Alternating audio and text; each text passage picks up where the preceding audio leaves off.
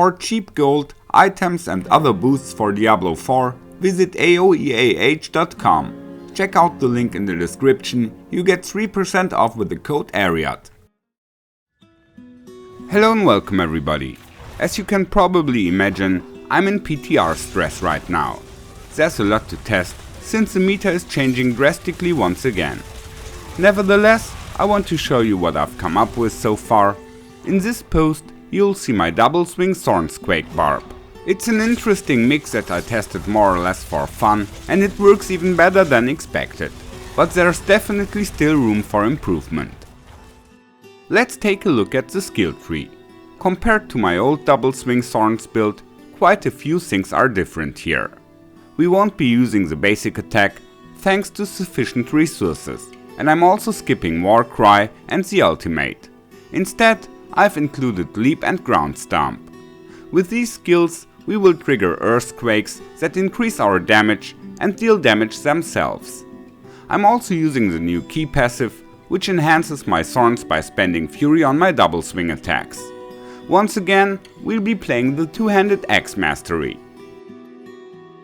Here you can see my Paragon system. As always, I'm using the Blood Rage board, and of course, we need the Glyph Rumble for an earthquake build. The new Paragon board also fits perfectly with the build. Additionally, I'm using Decimator and Flawless Technique.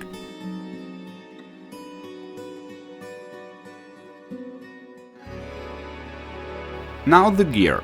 Since we are running a Thorns build, we obviously want to put on a Razor Plate, which makes it a bit tricky to optimize resistances and armor values, but it is manageable. My stats are already looking pretty fine. I'm using 3 mystical items: Harlequin Crest, Ring of the Starless Skies and Grandfather. In the helmet, I've socketed the rune word Bakwat. With this combination, every 10 steps I walk, the Necro Curse Decreepify is cast. Here you can see my armor pieces. If you have a good roll on Twin Strikes, you might be able to use them too. As you can see, I have several resistance affixes and a greater armor affix. Also some fury generation on the boots is useful. In the pants, I've socketed the rune word Xol, so I cast Warcry regularly. Bulkatus aspect is crucial for triggering earthquakes. On my amulet, I have ranks to counter-offensive, but if I end up playing this build next season, I still have to work on the Fortify generation. In the worst case, I have to put the Warbringer board, and maybe then I could also use unique items like Rameladni's Magnum Opus and Lokran's Amulet, so lots of possibilities to try. For the weapons it makes sense to temper both the chance for additional earthquakes and the chance for double swing to hit twice. As you can see, I use the good old Thorns aspects. Here you can check out a few more gameplay clips. The build is really fun and offers lots of options.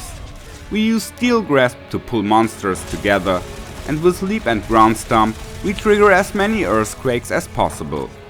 Then we hit the monsters with double swing and leave the rest to the Thorns. Iron Skin and Challenging Shout make the build very tanky, and it also benefits from the new key passive and the new Paragon board. The playstyle works best when you lure in lots of monsters and pull them into your earthquakes. Unfortunately, boss fights are a weakness of this build. The Barb can handle them reliably, but it takes much time.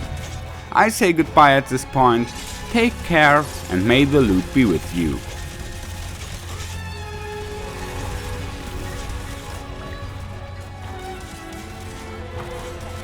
Follow me. Thanks. Goodbye.